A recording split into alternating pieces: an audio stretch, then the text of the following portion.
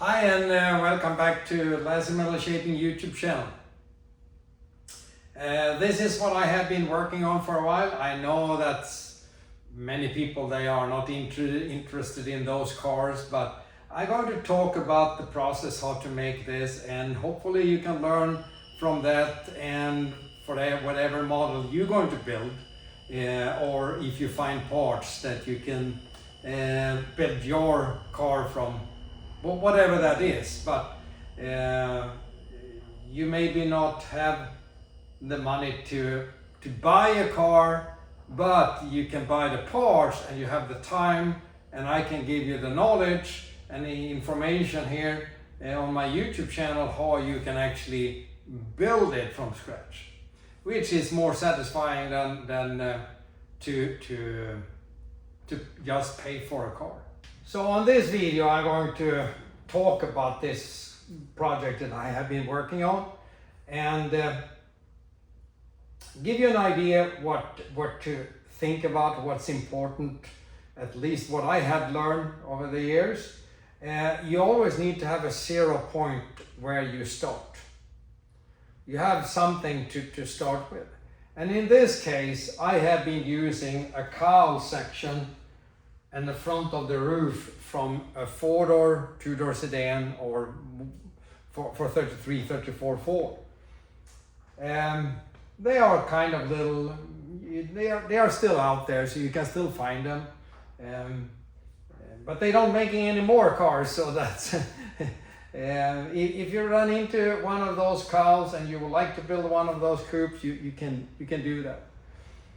But when I bolt this one, if it's not the rusty one, it's bolted to the frame. That gives me the 0 point to start with. Then I can measure on another car from here, for example, and down to the front of the frame rail. That gives me the angle, because it's only 2 or 4 screws there, but you can still put shims under there and you can tilt the whole cowl. So it is very important that that is lined up. If you don't have that option to do that, or if you have a hood, you can set the cowl and bolt that down, but you can still put shim under it. Then you can mount the inner fenders on the frame, and you can line up the hood with the inner fender. That tells you where this cowl going to be compared to the hood. And once that is an acceptable gap, because the original cars, they wasn't good with the gap. They was not good at the gap. They was all different. But you can adjust that to the gap, so the gap here to the hood is correct.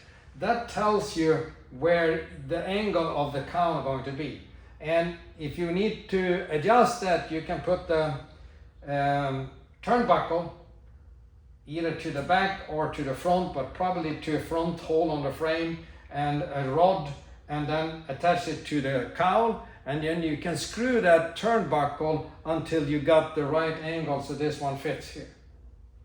Once you have that, then you can lock that in. Then you know that that's where the cowl going to be. That is your 0 point. The next step is to make the door skins. And the door skin in this case, we have made them up to 760 and above their speed. That's where it's a weld. So this part here all the way down is in one piece.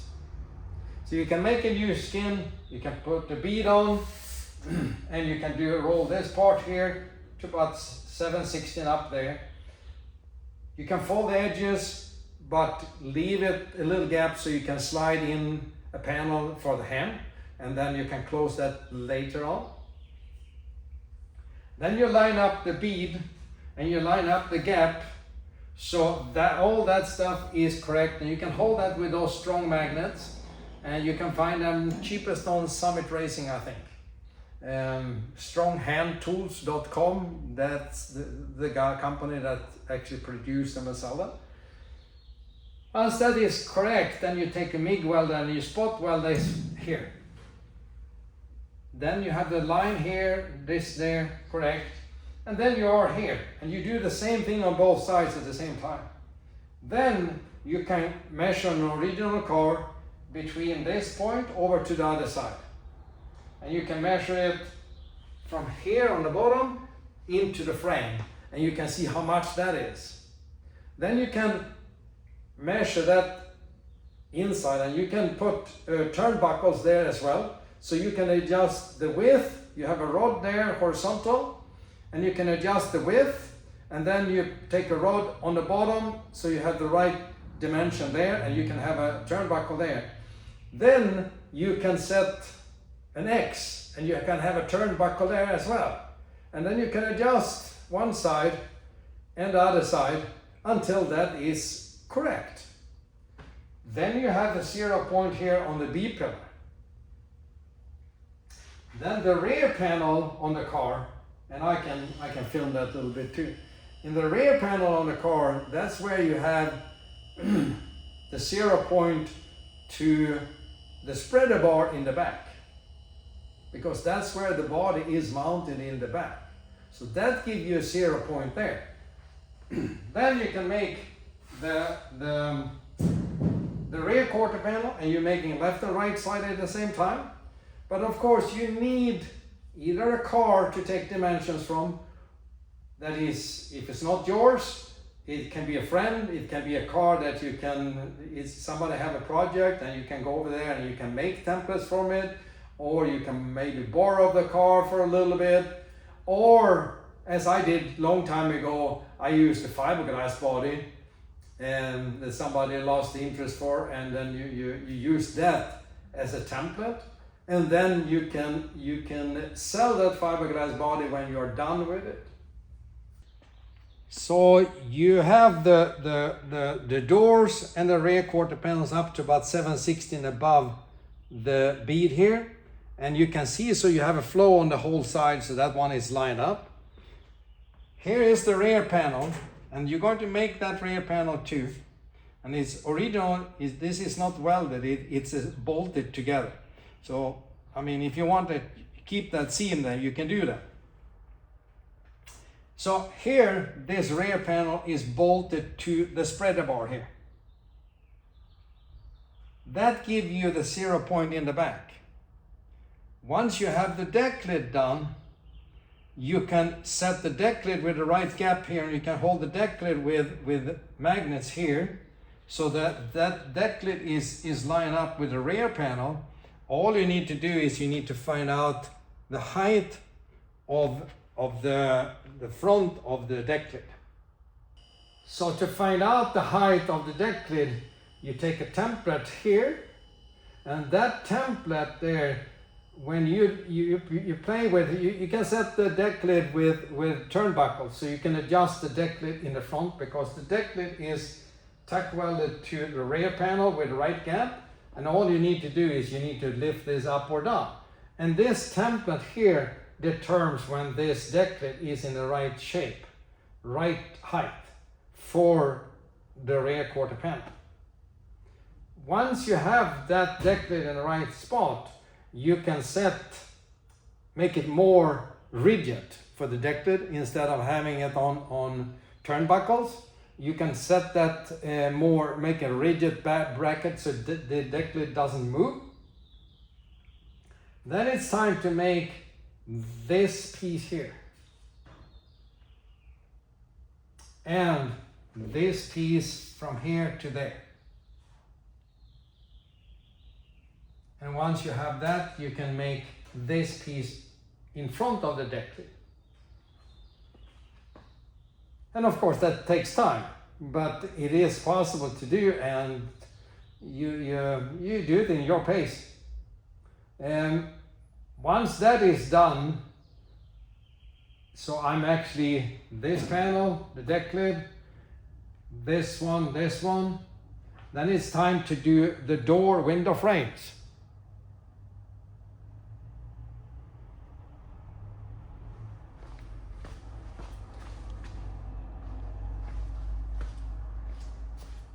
So once I have the door window frames, so that is correct, and do left and right side at the same time, then it's time to start making the roof panels and this panel. And I can do the rear window, but I need to do the rear window before I do the corners. So the rear window determines where the right curve here is, same on both sides, and right angle on the rear window. And then I have made, when I made this, and you have seen it before, I made a U-channel for the opening for the cloth, or for the louver roof. Then I set that because I can use the U-channel from the front roof, the original front roof. So I can use that, and I can use that as a reference, and then I build the U-channel, and I make it so it's about 2 inches outside the U-channel. Then I can set that one so that is square, so it doesn't lean any way or anything, in the right height. And then I can build everything around the U-channel for the aluminum insert there. Here you can see the aluminum insert a little better, and you can see the panels around the aluminum panels. So it is like building laying down a puzzle. You start with one piece and put that in 0, and then you build the next one and the next one and the next one and the next one. And pretty soon you have something like that, but you need to start in a certain order to get it done. I mean, I can't start with the top of the rear roof here and have nothing down here to put it. So that makes it, maybe not everybody going to agree with me, but that's not my problem. This works for me, and it works with the template that I have used, and it worked with the paper layout that I do.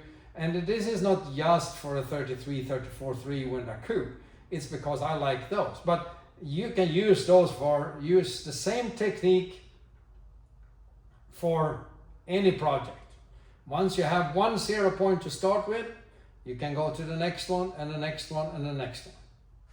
So that's what I had for today's video. It wasn't so much, it was nothing about how to make the panels. It's hard to actually build the car body that I have been talking about in this video. But it is very, very important that you get this information as well, so you don't have, you can, let's say that you can make all the panels, but you don't know in what order how to put them together to actually a car. So it's very important video. I hope you enjoyed it. If you have any dreams that you would like to build something like that, it can be done. Your imagination is the most important assets you have, and because if you can see it in your mind, you can hold it in your hands, or in this case, you can drive it. So that's about this. If you want more information about the hands-on classes or making the roof panels, I have worked on this piece, I have worked on the rear roof, and I'm ready to do this piece and this piece, but this will be the video for the members. So remember to join the button below here and become a member. That's where I can teach you even more. I think we have close to 30 videos there now for just the members, and they go in more in details. But the best is, in my opinion, after teaching for pretty soon here 30 years, it's hands-on. Put your hands on it. So if you want more information about my hands-on classes, books or DVDs, or I still have a few more bead rollers left, go to www.lazzemetalshaping.com. Thank you for watching, and I hope you enjoyed it, and I will see you soon.